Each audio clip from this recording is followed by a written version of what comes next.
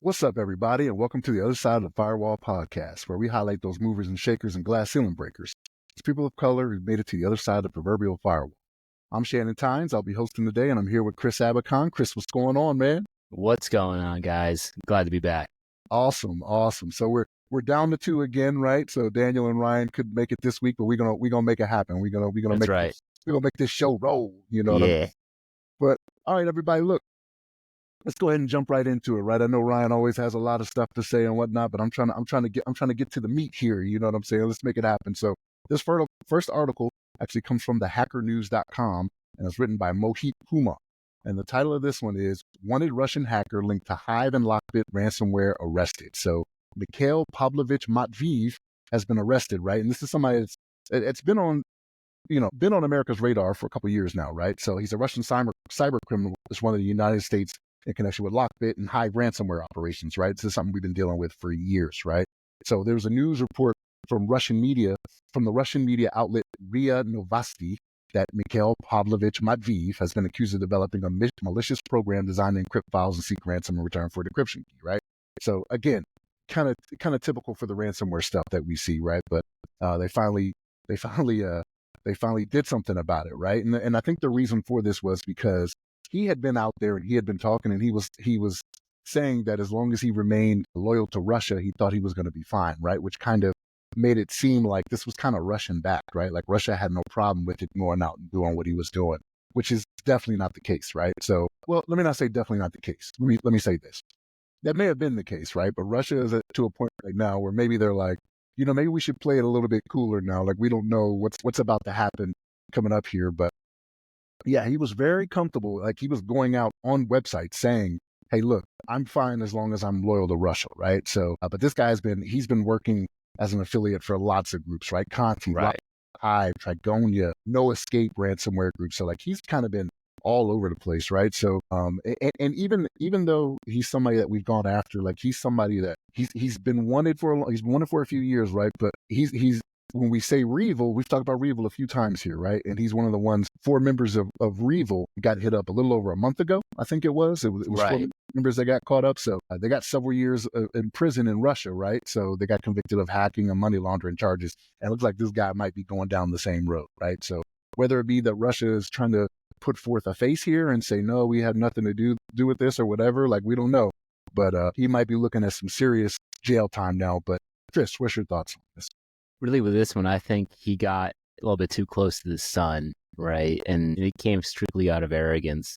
Yes, at some point in time, he was seen as a key resource to conduct cyber attacks, maybe on behalf of the Russian government, right? We don't know. But this guy, he played really as almost like a managerial role in a lot of these groups. He's leading a lot of these groups, probably training a set of groups and Russian personnel that can conduct these at a high level.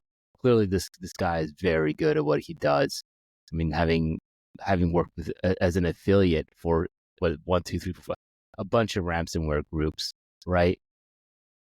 The $10 million bounty on his head. Yeah, $10 million bounty. Yeah. Which that should show you like the effectiveness of sanctions. Obviously, he was sanctioned, and he's got a $10 million bounty on him. At some point in time, the Russian government said, maybe it's probably a good idea to take this guy out. Perhaps he was harming not just, the adversaries of Russia, but it could have been maybe their allies. Maybe they tried to get into China, or, Iran, right? So there's that as well. Maybe he angered the wrong people. That's kind of all just assumptions at that point, right? But he got too close to the sun. That's really my 2 cents there.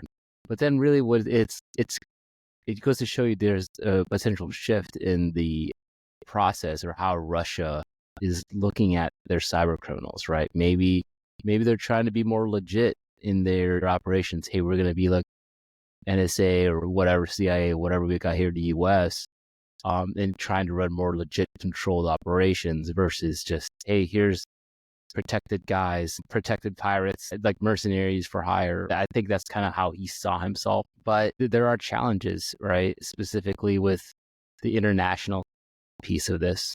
Again, I said earlier is that he may have tried to ransom to the wrong company, to an ally nation, right? Or he's implicating or affecting some European nations that, may be in cahoots with Russia, right? Or sympathizers, right? So again, it's a very complex web of, ifs and what's here, but I can only speculate at this point. But you got to understand, right? Like where Russia is in the war at this state, right? I don't know if Russia and Ukraine are going to be wrapping up here the next few months here with new administration in the U.S. But there's that to consider as well. What is Russia trying to message here? And what are their goals, right? So those are my 2 cents.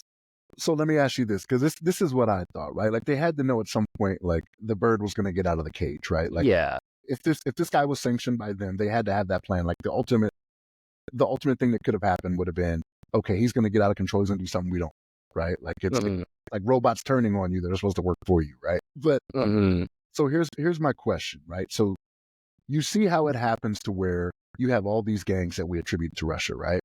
With everything that they do that's state-sponsored and the abilities that we know they have, the stuff they've done before they went into Ukraine, Crimea, like all of these different things, do we not think that they were following this guy this whole time and they knew what was going on, and now it just, like, if it doesn't serve their purpose, this is what they do? Like, are we thinking that's the case, or do we think this guy was just in Russia doing his own thing, doing whatever? Because like we see where we in America, like if we really want somebody, like we go out and we get them. Yeah. Right? Are we saying Russia doesn't have that capability?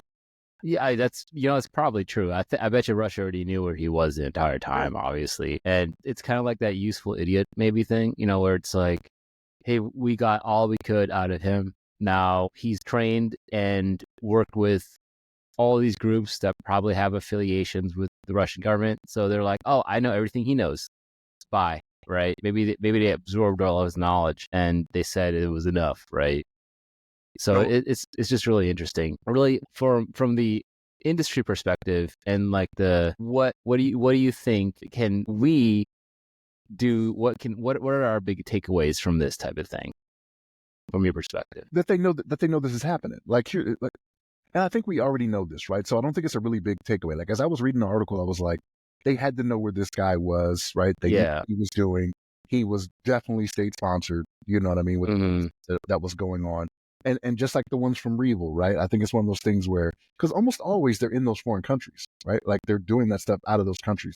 I think they were just like, you no longer serve a purpose. Or it could be like you were saying, right? Like maybe they're trying to curry favor with the administration, right? Because that could be a thing. You know what I mean?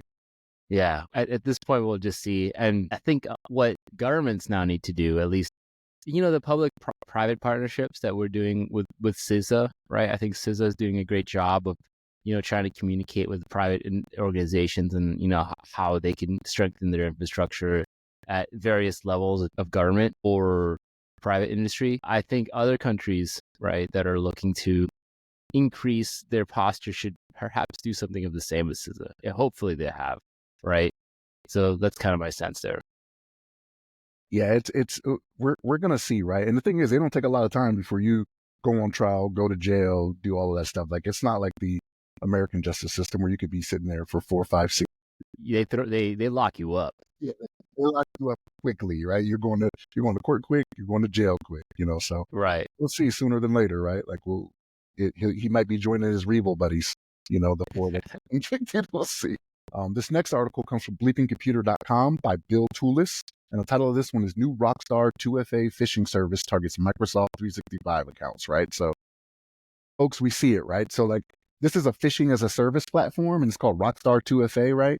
And this is a large scale, so large scale, right? Because when you see Microsoft, you almost always have to say it's large scale, because how they're using like 85% of the world out there is using Microsoft in some form or fashion, right? So this is an adversary in the middle attack, and it's used to steal Microsoft 365 credentials, right? So for the ease of what Microsoft is doing out there, where they're like, hey, we're going to make it easier for you guys to access, all these different products, using just one credential to get into all of them instead of, logging into your account for, Excel Word, Exchange, or whatever. They got that Microsoft 365 out there, right? Log into that one spot, and then you get access to everything, right? So what does this end up doing?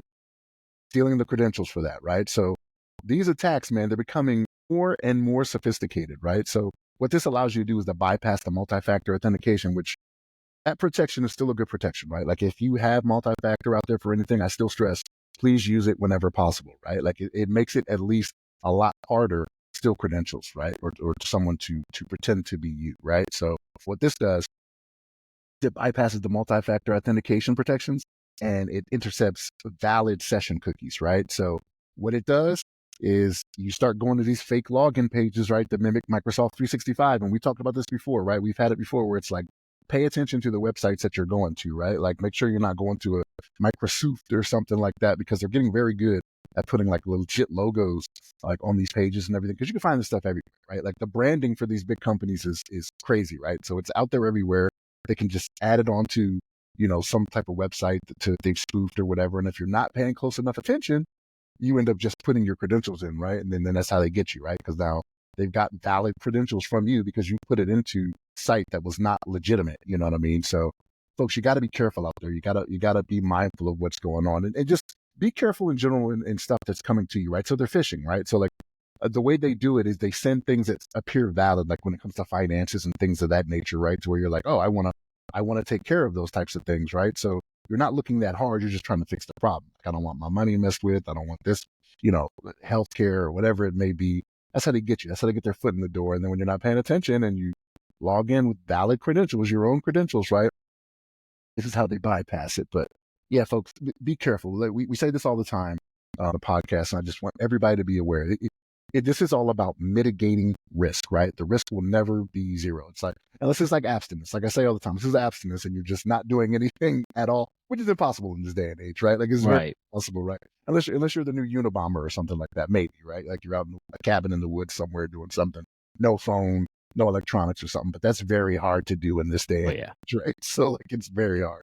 But yeah, folks, be careful out there. Like I said, they're out there spoofing Microsoft 365 credentials. So just pay attention to the website you're going to make sure you are not falling for this trap. But Chris, what's your thoughts on this, man? Yeah, so this is a very advanced attack, right? And I think the fact that multi-factor authentication is obviously a good thing. Obviously, it's a great way to prevent any unauthorized access, because remember, multi-factor authentication. Consider those.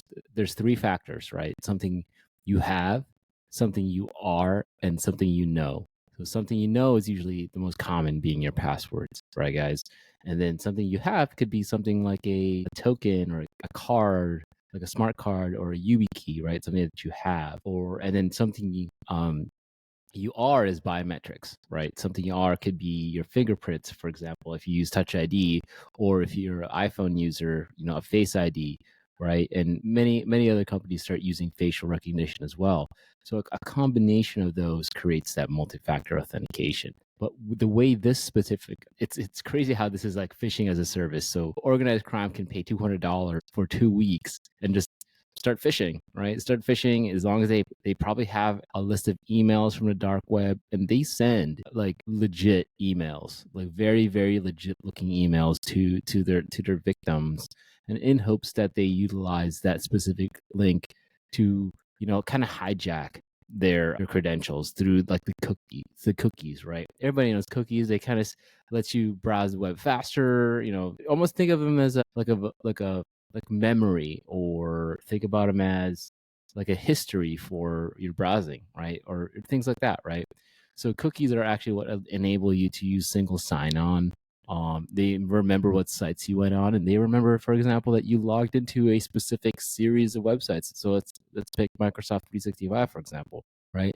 When you open a new window on, so let's say you're in a 365 website.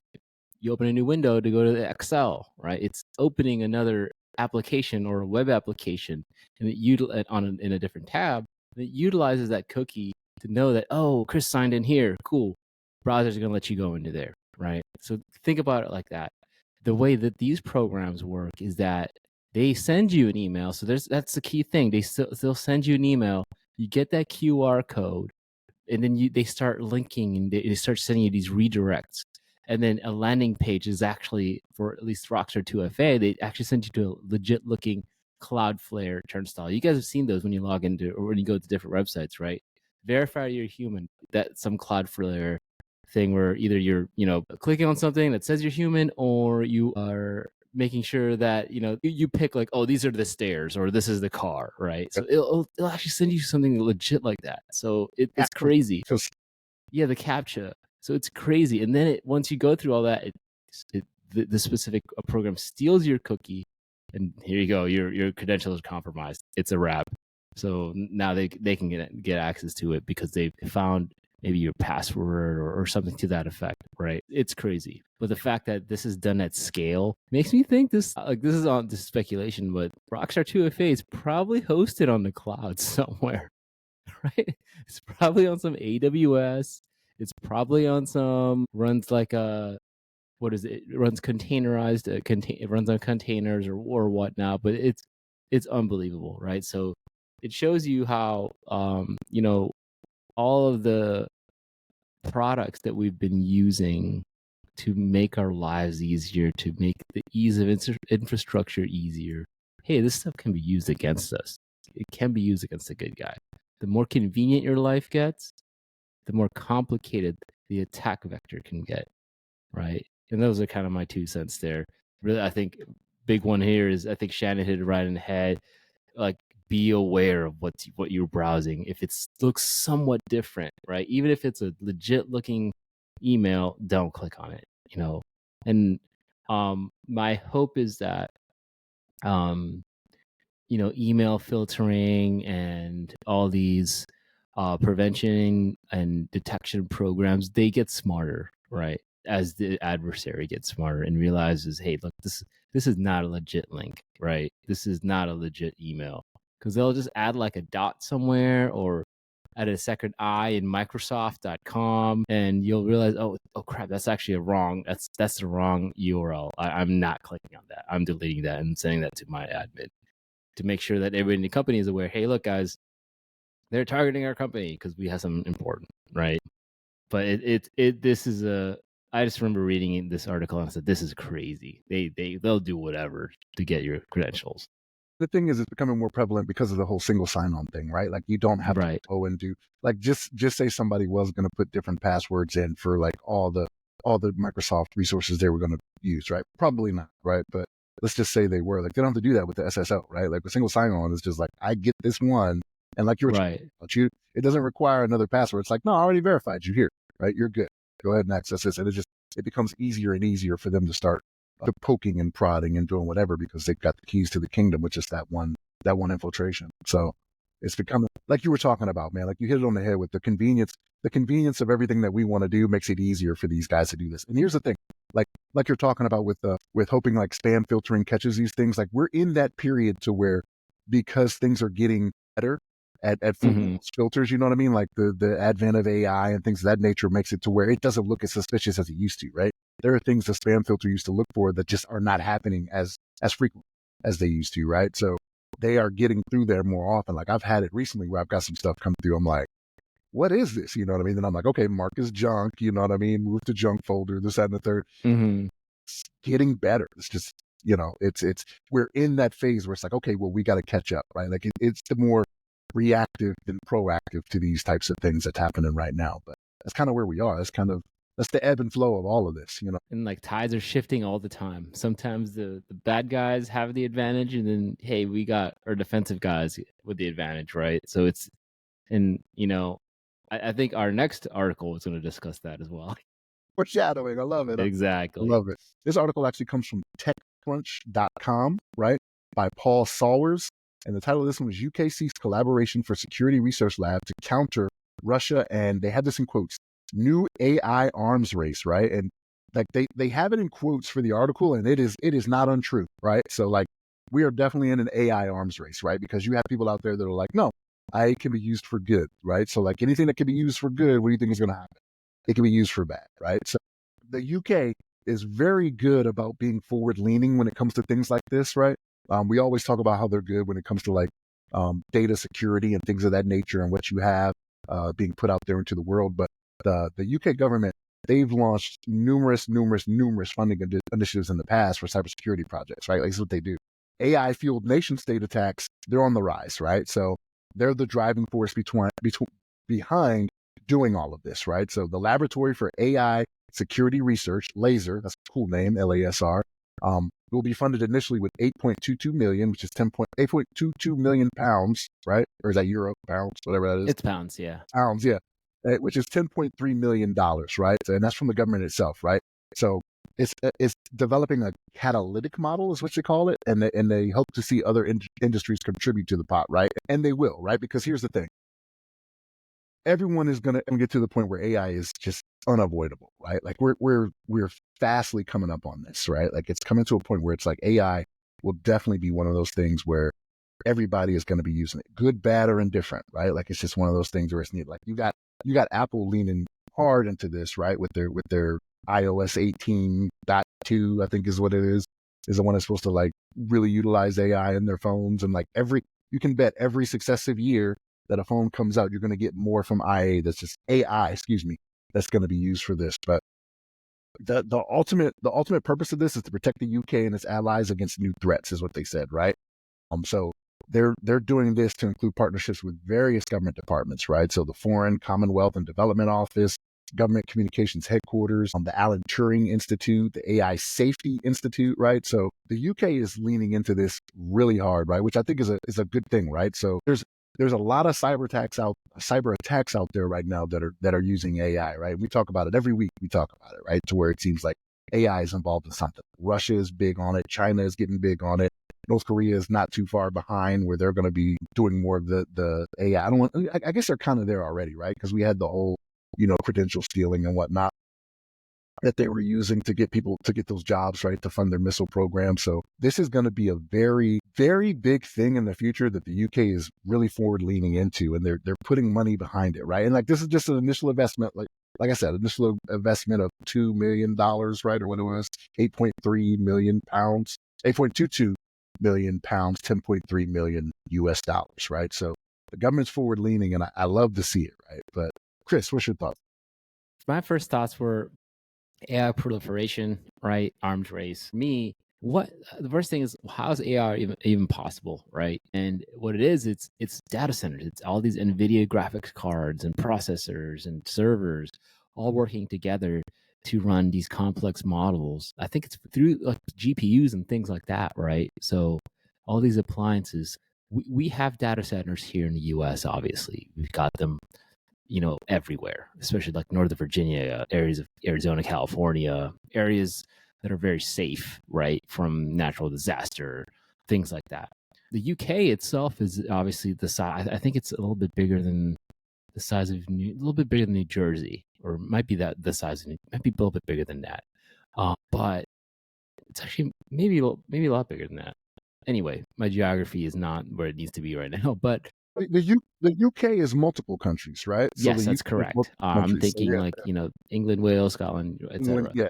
Yep. But they don't have as much, land, or rather, I'm not sure of their current AI infrastructure, right? I don't know how many data centers they're hosting in the UK, right? Or with the partners. This research, I believe, is one driving perhaps the utilization of defensive capabilities within AI, rather than maybe proliferating data centers, right, within the United Kingdom. But for example, a big technology that's come out in recent years, alongside of something called security and incident and event management, is SOAR, automated detected and response. So orchestrated automation and response, right? So it's essentially an automated process. Once an appliance detects something in your network, it proceeds to take AI-based action on mitigating a specific risk or a specific event that's happening within your network, right? Maybe it could, shut down a port for you within your network, or segment that specific VLAN off your network. I don't know. There's a lot that they can do, but there's probably research on how that is being done on the offensive as well as the defensive capabilities, right? So the research could be two-pronged, where it's like, hey, you need to know how to attack before we can defend. Like, we need to know where these attacks are coming from. So I think it's a great initiative. that the UK is, putting this money in, I could definitely see it, I could definitely see it expanding in their catalytic model, where others within the UK, private organizations within the UK, are putting forth some of their own investment in addition to this research, right? So it's kind of cool to see, great minds, security researchers come together and say, hey, look, this is what's going on now, right? They're going to be probably publishing papers. They're probably going to be, building experimental tools. It's going to be awesome, right? It's going to be awesome. Right. In our previous podcast, we've discussed, just the increase of attacks in public service or on hospitals. How could AI help a hospital which doesn't have like a full staff of cybersecurity professionals, right? Those are the kind of things that I think that this research is going to go towards, assisting those that necessarily can't. That small clinic, right? How's that clinic going to defend itself if their ISP is down or they're compromised, right? You got people trying to get prescriptions and they got ransomware on theirs. How are they going to respond to that kind of threat? So I think it's a pretty cool initiative, and I think maybe I think the article stated that they started going for this at a NATO conference, right? Us guys with military exercises, we've done a lot of collaboration with other militaries, right? Exercises and such. And they particularly highlight the Five Eyes countries. So Five Eyes, for you guys that don't know, are Australia, Canada, New Zealand, the UK, and the US. Essentially the English-speaking, primary countries, right? The Five Eyes. Like-minded partners, collaboration with that at the security level or information level that we can, right? I think that's great. Fostering that kind of partnership, throughout the world is just outstanding. And with the Five Eyes, right? Like, it's not like we haven't done stuff like in partnership already when it comes to stuff like this, right? Like we talk about some of those joint task forces, right? You have your New Zealand's, you have your in there, So it's not new to them anyway. But to touch a little bit more on the sword thing you were talking about, right? So like you have to, I don't want to say you have to be careful, but you definitely have to be careful, right? Because when you're allowing AI to make like tweaks for you when it comes to cybersecurity, you got to be careful, because some of the stuff that is legitimate can be perceived as a threat, right? Especially when it comes to like your defenses, right? Your antivirus and things of that nature. You got to be careful. You got to have eyes on it. I'm not saying it's a bad thing, but you got to make monitoring appropriately to where it's like, hey, no, that was a legitimate action. Let's go ahead and allow that. And then it learns. And this is how it learns, right? It's like, okay, you're telling me if I see this again, this is good, I'm going to allow it, right? So it is definitely the way forward, because like I said, the advent of AI it's coming hard and heavy, man. So like, we got to get ahead of the game, and the UK is doing it right now, right? And there's probably some stuff in the US that we're doing along the same lines. I know we've talked about, we've done articles where we talk about defenses and different actions to take against AI, right? Like, it's something that the current administration, the outgoing administration, has tried to get ahead of, but it is here. Like I said, like every iteration of iPhone that comes out, you're going to get more and more capability just in the palm of your hand. You know what I mean? Like, it's going to be so easy to utilize when it comes to AI. So it's out there, folks. There's no sense in trying to avoid it. You got to embrace it, get smart on it. So so that you know what is out there, right? Whether it be to help you or to harm you, right? You just gotta be in the know, right? And the time is coming, right? The time is coming to where this information is going to be more widespread to people. Yes, you're getting it from one of the best sources right here from the other side of the firewall, right? But like, it will start coming more to be more, what am I trying to say here? Like, widespread and common, right? You're going to see it on the major news networks even more, right? It's just going to be one of those things. It's going to be too unavoidable to not see it and not defend against it. But, yeah. But no, it's a good thing. Mm-hmm. Pretty much the thing is, it's a good thing. Like I said, the UK is very forward leaning. I'd like to see, the United States start going down this path a little bit more too. Like I said, I know we've talked, they've done stuff about defense against AI, but start putting the money into it like these guys are doing. And this is an ever so slight amount, right? Like, so this is one of those things where the UK government has this, right? Like, all those countries can afford to spend $10.2 million or whatever it was, right? Right. Just to see, but we got to get on this train, folks. It's you either get on the train or get off the tracks and go live out in the woods somewhere, because it's coming hard. Chris, it started with you, man. What'd you do this week? How was your week? Yeah, so obviously it was Thanksgiving, right? We had a great time at Thanksgiving with the family. Ate we ate lamb, right? So my family likes to eat lamb in addition to turkey, right? So it was really good. We did some smoked lamb, sirloin. I mean, just fantastic, right? So my mother-in-law makes this amazing like honey cake, right? It's just like it's an Eastern European thing, and it's just like it's outstanding, right? I think it's like popular in Russia, Ukraine, in that region, but it's essentially just like it's honey and it's delicious. That's all I could say. So that was Thanksgiving was fantastic. Did a little bit of Black Friday shopping. Nothing crazy, right? Nothing huge. Because like I already got my TVs. I already got my monitors that I have. So it's like, what else can I get? Like my Apple Watch is still working, right? I could buy a Garmin. Like, do I really need it? Not really. I really don't. Maybe once my Apple Watch like forks over in the next like few months, I might buy one there. But it's just one of those like I don't want to buy something just because it's like on a sale, right? And also some of these retailers are deceptive. They'll say it's on sale, but they'll just increase the suggested retail price, right, during like this week or this last few months, right, the year, and they'll just say, oh look, it's on sale, guys.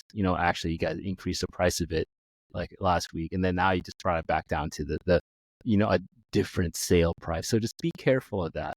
Shopping smartly, right? There's a lot of predatory actions going on.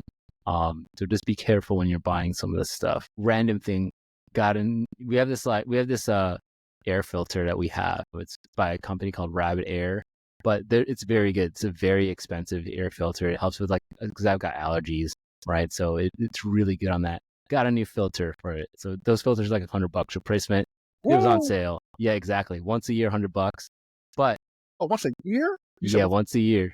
Okay, they're expensive, right? But I'm saying it's like a 3-month filter for like $100. I was like, no, it's like once a year, but it's pretty good. There's areas that you can clean, right? You can vacuum it and do that and that. But it's an outstanding filter. Like it's whenever I cook like Asian food, anything like that with curry. I mean, I need to turn the thing on because it's crazy. But that was on sale Black Friday, right? What else do we get? Electric toothbrushes. Yeah, electric toothbrushes. Time to convert to something more fancy. Something, Chris. Like I keep being told, right? And my sister-in-law is a hygienist, right? And she'll definitely tell me, like electric toothbrushes are the way to go. But I can't get used to it. I've tried it in the past, and I keep just wanting to do this manual motion thing, and like with it, it doesn't feel right to me. I don't know. Right. I don't have any problems with my teeth or anything like that. Yeah. I'm good with my manual that I've been doing for the last 40 plus years. Exactly. Right? I mean, man. But it it definitely breaks down the plaque better, right? So it's pretty awesome. I think it's got some benefits to it. What else? Started decorating for Christmas, right? So I've got my up that way. You can see my half decorated Christmas tree. It's like, oh, we got to go to storage and still finish up, but at least the Christmas tree is up, right? So it's got lights and everything, so it's already nice, but it needs a little bit more love from us. But it's there. It's on the way. You actually waited till after Thanksgiving. You're late, man. Like if you we are late. That the thing is, we had to actually get a new Christmas tree, right? Because our old one was like 6 years old, whatever it was, and it was just not looking good anymore. But we had ordered one, and it got here probably 2 weeks ago. But it was a 7-foot Christmas tree, but we didn't account for the fact that it was like 53 inches in diameter. Right, I'm like, this is huge. It's like completely blocking the doorway. So we had to return that one and order a new one. So that took another week. The tree literally arrived this past Friday, the day after Thanksgiving. So it's like, you know what? I guess this is time for me to start. It's better late than never. At least I got the tree up before freaking December. Right? But this one's only like 6.5 feet. I wish it was 7 feet, but the diameter is like 40 inches or so. So it's like a little bit more manageable in the space that we have designated for it. But yeah, a little bit of Christmas shopping, gifts and stuff like that. Pretty cool. On the media side of the house, we've been rewatching the Harry Potter movies. So it's like our tradition, kind of just started that and, through the 4th movie.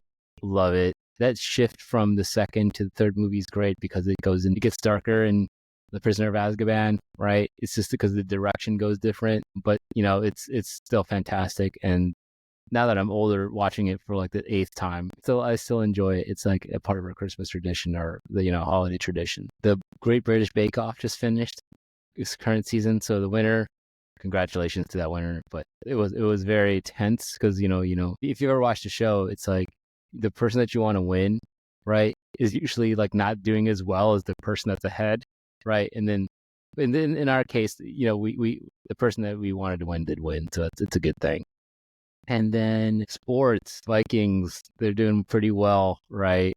So we had a little scare against the Bears. They freaking caught up. I think it was 2 weeks. Yeah, 2 weeks ago. 2 weeks ago. They caught up and with an onside kick, and we were able to tie the game and go into overtime. But we won in overtime.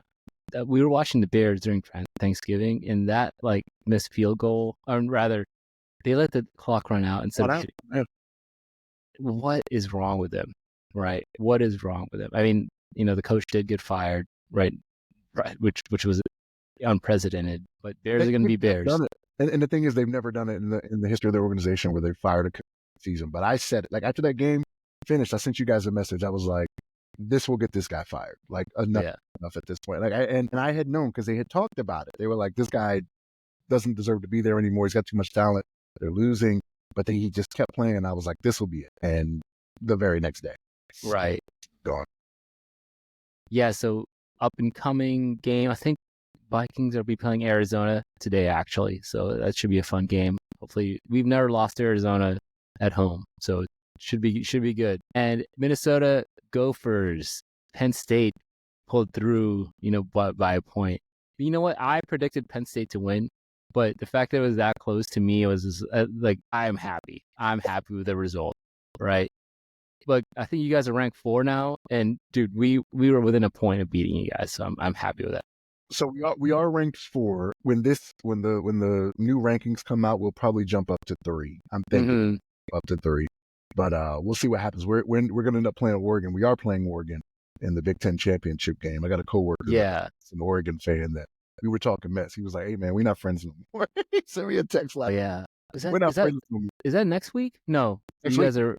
Yes, it is next week. This against Oregon, right? Against Oregon at Lucas Stadium in Indianapolis. So we'll see. Yeah, it's gonna be crazy. It's a good time. This last 2 months of college football is the best, right? We're getting close. Everybody's got their records, and it's like, hey, these are kind of like make or break games for the playoffs, right? Right.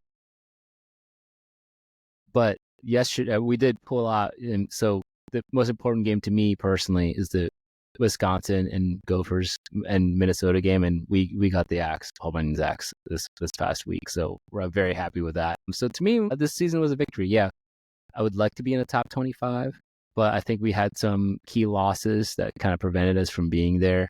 We're probably 2 or 3 losses. If we had won maybe 2 or 3 more games, we'd probably be in the top 25. For sure. But we're almost there. But it's. I think there's a lot. The parity in college football has gotten a lot better in this. SEC is kind of they're not in the top 4, right? I think they're not. So Texas is still SEC. That's so they're number 2. They're going to stay number 2. Fake SEC. I don't believe Texas is SEC. It's only been a couple of years, right? Yeah, right.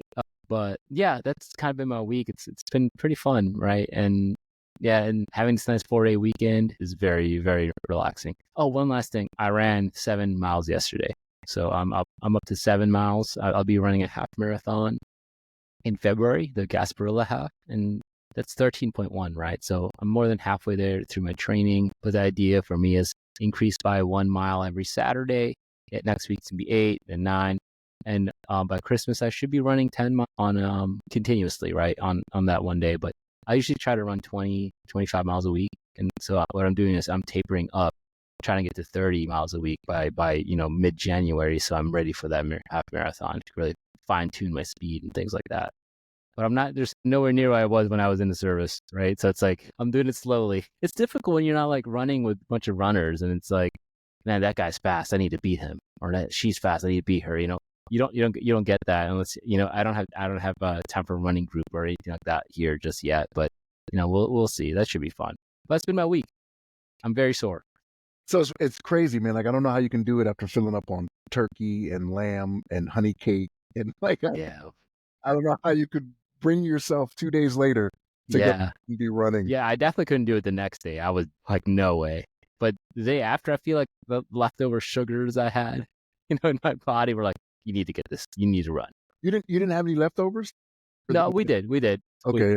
Yeah, we did. But it's like, I didn't eat as much on Friday, right? So it's like, hey, I ate too much on Thursday. I need to cut it down.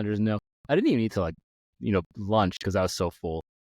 That's kind of how it goes, right? Like we use Thanksgiving as an excuse to gorge ourselves, you know what Exactly. I mean? Like people love the holiday, right? But like for me, I'm like I can eat, I can throw down, but like the way people do it on Thanksgiving, like I can't do that. Yeah. I'm not about to go that route. Mm-hmm. Yeah, I feel you. I feel so gorged, this, that, and the third. And they're proud of it. And I'm like, yo, don't you feel miserable? Yeah, I feel miserable, but I ate so much on Thanksgiving. No way. Yeah.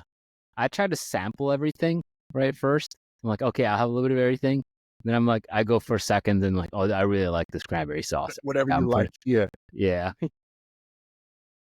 No, man, it's crazy, man. You making it happen though, man. I had a joke with my wife. I was like, man, ever since I retired, like my closet has been shrinking my clothes. I don't know what's going on. We got to figure out this closet. My clothes, yeah, what's going on? But same type of thing, right? Like if you're not doing your PT, your 3, 4, 5 times a week, whatever, right? Like knowing a PT test is coming up, you got to, get right.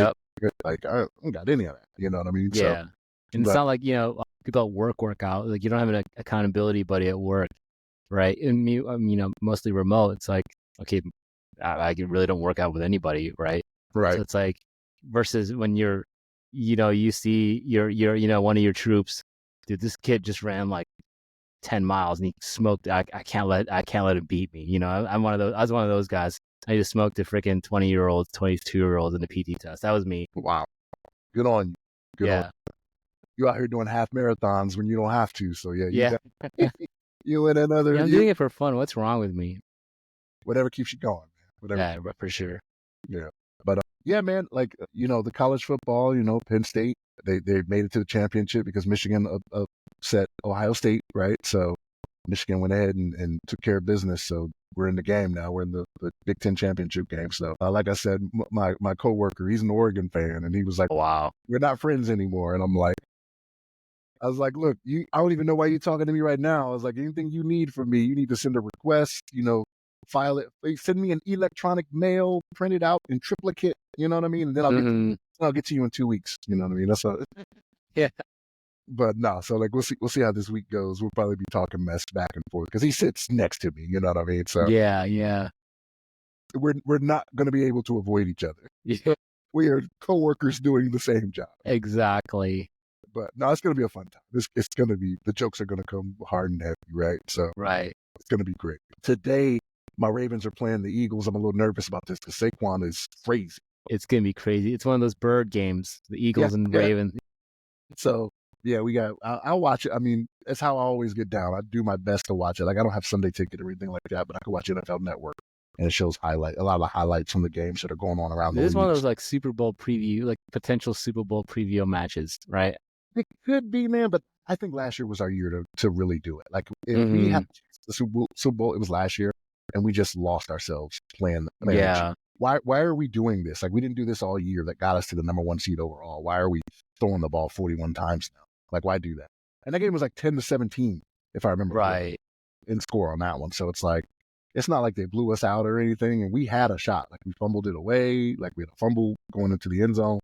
It was crazy. And then they got us again the beginning of this year, and it's because, Isaiah Likely's cleats are this much too long, So it's like, well, as a NFC guy, I am definitely rooting for you guys to beat the Eagles. I need the Eagles to be the same record, right? Oh, yeah, we're both 9-2. We need them to lose. Yeah. Okay. So like Minnesota is up there doing it quietly, man. Like, you don't hear a lot of people talking. Like, everybody's talking. The thing is, Minnesota's games, our teams aren't like that good, right? I think our first half of the year was more difficult, right? But yeah, we'll see, man. We'll see. We're gonna try to take care of it for you. Yeah, for sure. We're doing it for you, not for us. Exactly. So yeah, I'll be watching that today. What media did I take in? So I tried to get back into the Day of the Jackal. So like I had stopped in the second episode, started playing. I got like another 20 minutes in, and I'm like, this isn't feeling in for me. I want to finish the episode because like it's one of those things where I talked about this last week. Like they do a good job of getting you in the beginning, and then it's just like they start doing all this. But like every once in a while, I'll do something. I'm like, okay, this could go somewhere, and then it like abandons it and goes somewhere else, and I'm like, what are we doing here? So I'm gonna try to watch it. I'm gonna try to get through. And I said this last week. My thing used to be 3 episodes. That would be my barometer on what I'm gonna do. Man, like I kind of know. I usually know within the first episode, but I'm like, give it 3, right? Because it can happen. I know when I started watching, this was years ago, but like WandaVision, right? Like the first 3 episodes, somebody told me there was like the first 3 episodes, get through it. Like it is not good in the first 3, but it'll get better as it goes on. And it did. So I was like, okay, maybe 3's a good medium. I don't know. We'll see. But I know you said you started rewatching, some stuff that you already watched. I'm doing the same thing with Brooklyn Nine-Nine. So I'm for sure. Rewatching Brooklyn Nine-Nine, man. It's hilarious. So like when I watched it a few months ago, Netflix only had the first 4 seasons. It's kind of weird. I think it's 7 or 8 seasons. So I didn't get to watch the second half. So now I picked up at season 5, which is on Peacock. I started watching through those. So it's a good show, man. It's a hilarious show for anybody out there that likes to laugh. Like Brooklyn Nine-Nine is hilarious. But started watching that. What else did I watch? I sat down with the wife. Like we've had more time together, you know what I mean, with time off and whatnot. And got into Dr. Odyssey some more. And the thing is, like she knows I don't like it. So whenever she comes down and takes the time to spend time with me, right? Like, hey, I got some free time. I'm like, all right, let's watch something together. Like, what do you want to watch? And she was like, well, you don't like anything I want to watch. I was like, you know what? Because I like you, I'll watch it. Yeah.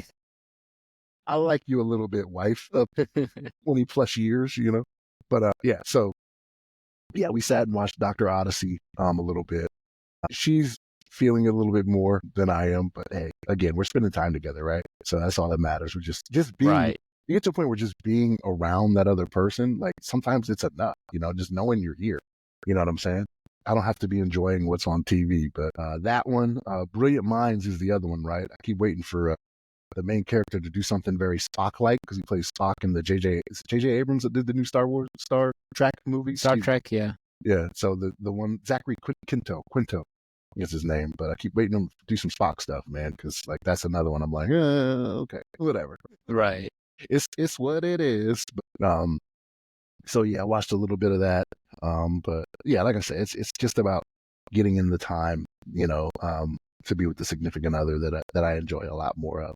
I tell you what, I'm getting more excited like for the college football season because of the new playoff system, right? So they got 12 teams, what I mean, doing this year, and I'm like, man, I want to see how this is going to shake out. I want to see how they do this. Like, I know that how they've done the explanation, but like the committee still has to rank who's going to go where in there, right? And it could be one of those things where even if someone's not in the top 12, like when it comes to the rankings, like they may have somebody else that's lower ranked in there, right? Because they tend to have an SEC bias. They have in the past. For sure. Teams, they've had an SEC bias, and the SEC has not been as strong, right? Like you kind of alluded to this a little bit, talking about SEC and, what's going on there. You don't have like 4 teams at the top of the rankings that are SEC teams, Yeah. So I think it's fantastic, first of all. Like, I think SEC like, dominance is over. Yeah, but the parity you talked about, like I think it might be one of those things where it could be the NIL money, it could be the transfer portal, to where you don't have these conferences that are as strong, as they used to be. Like even the Big Ten, like some of the teams that were in the Big Ten, like right, they fell off a little bit. But again, like they've been successful, right? So what happens when you have success, right? People leave, like Coach Harbaugh, right? And then you have, I want to say Michigan had like 12 players from their starting it's offensive. 8 teams, right, in the playoffs, or 12. Yeah. So they increased it to 12. So it was 4. And it was 4. They had talked about 8, and then they jumped to 12. So okay, so 12 teams. Okay, I see. So the top 4, so the 4 from the power conferences, the ones that win their conference championships, they're going to get a bye in the first round. So whoever wins the Big Ten, the SEC, ACC, you know what I mean? Like they're gonna get the bye for the first. So then it's going to be whoever they have ranked 5 through 12 will play. Right. And then they'll figure it out, okay, get those 4, and then they'll play the 4 that have the bye, that have been sitting. Right. And then they'll go from there. But it's 12 teams now. So I'm interested on how this is going to play out. Right. Because a lot of people are like, yeah, I want to see more teams in, or they think a team got unjustly denied, right? And this did happen last year. Like FSU was undefeated and did not make the top 4, right? Right, and then all their guys quit before the game, Yeah, right? And they're like, they had their bowl game. They were like, I'm not playing here. Like it's 4-0 at this point. yeah, like they can get hurt, right? And yeah, I got you. And here's the thing, like they were prepping for the draft, right? Like at this point, they're like, okay, we did the hard work. We went undefeated. And I have somebody I work with that's a Florida State fan, and he was like, his stance was, yes, they were undefeated. He said, but I don't want to see them get blown out, right? Was his thing. And I was like, well, because they had some losses, right? Like their quarterback went down like 3/4 of the way through the season, and he was having a really good season. You know what I mean? Yeah. And then they just didn't look as sharp. They were still winning the games. But my point is, if they did their part and they beat everybody put in front of them, put them in the top 4. Right. He was like, I don't want to see it. I was like, I think they've worked the 13 games to get there. You know what I mean? Because they even won their championship. They won the ACC championship. So yeah, it's gonna be interesting. I'm kind of looking forward to it. Like at first I was like, it doesn't matter, right? Because people are like, I want to see more teams get in, right? Because the undefeated number 5 team from last year didn't make the top 4. They're like, see how unjust that is? I was like, well, it doesn't matter how far you go. Like if you go 12, the people that are 13 and 14 will be like, I should have been in. Well, if you go 16 the year after that, the people that are 17 or 18 will be like, I should have been in, right? So no matter where you snap that chalk line, someone's going to be like, I deserve to be there. You know what I'm saying? Right. We'll see how it plays out. I mean, hopefully they get it right, but like my thing is the committee is they're gonna leave somebody out that's probably more deserving because they still have that SEC bias, right? You're gonna have a 3-loss SEC team, right? Right. End up being in the top 12, and you're like, you got 2 one-loss teams here that you didn't allow in. It's probably Georgia, right? Maybe Georgia, because Texas is on the top. They're gonna get to buy at this rate. Yeah, they're more than likely going to win the SEC championship. And then Georgia, I was going to lose another one, and 3-loss, right? Yeah, I think that's where we're getting at. Yeah, it should be cool. Very cool. Indiana, yeah, Big Ten represent. I just pulled up the people that are in Oregon, Penn State, Indiana, Ohio State, right? Illinois is down there in the bottom too. I want to say, yeah, they are. I like seeing that. I like the Big Ten dominance is back. Yeah, Indiana came out of nowhere. I think that's why Indiana came out of nowhere. Like that, can't remember his name, Samedi or whatever their coach's name is. Everywhere he goes that first year, he turns the program around. But I didn't think it was going to be like this. Right. He turned it around pretty good. So, yeah, five Big Ten teams in the top 25, right? So you know, it's funny. I see SMU on top here. They're like 11-1. SMU got the death penalty at one point, right? They're the ones that were the original. They're like buying players off and crap like that. Yeah.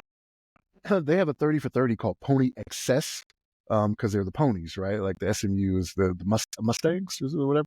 I think it is. But yeah, they call it Pony Excess. Excess, yeah. It's a pretty good 30 for 30 that they did.